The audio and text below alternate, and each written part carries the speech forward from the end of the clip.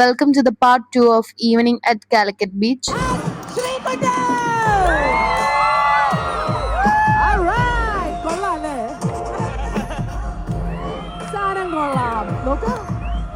Guys, അങ്ങനെ finally ടോവിനോയും സ്റ്റേജിലെത്തി.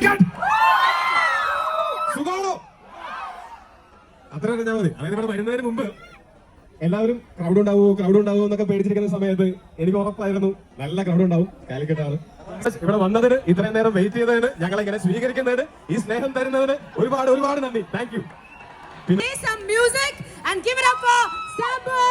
Sreekuttan and Swati R. Krishna എല്ലാരും ഒന്ന് ഒച്ചയുണ്ടാക്കിക്കേ. ഫൈനലി എല്ലാരും കൂടെ ഇതാ ഗൈസ് ഒരു ഫ്രെയിമിൽ. ആൻഡ് അതിനുശേഷം അടുത്ത ആളെത്തി.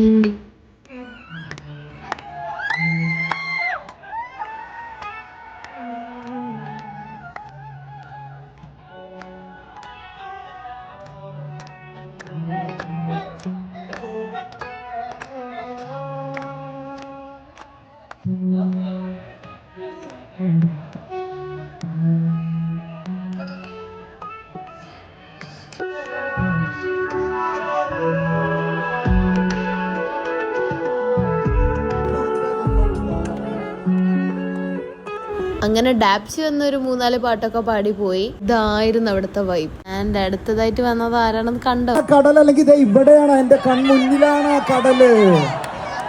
ഇതാണ് ജനസാഗരം.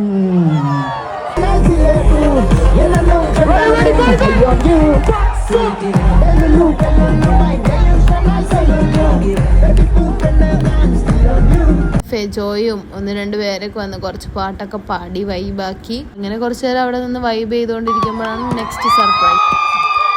ഗൈസ്, ഈ പടക്കം എവിടെ നിന്നാണ് വരുന്നത് മനസ്സിലായോ? കടലിൻ്റെ അവിടെ നിന്നാണ് പൊട്ടുന്നത്. കോഴിക്കോട് ബീച്ചിൽ നിന്നാണ് ഈ പടക്കൊക്കെ മേലെ പോയി പൊട്ടുന്നത്.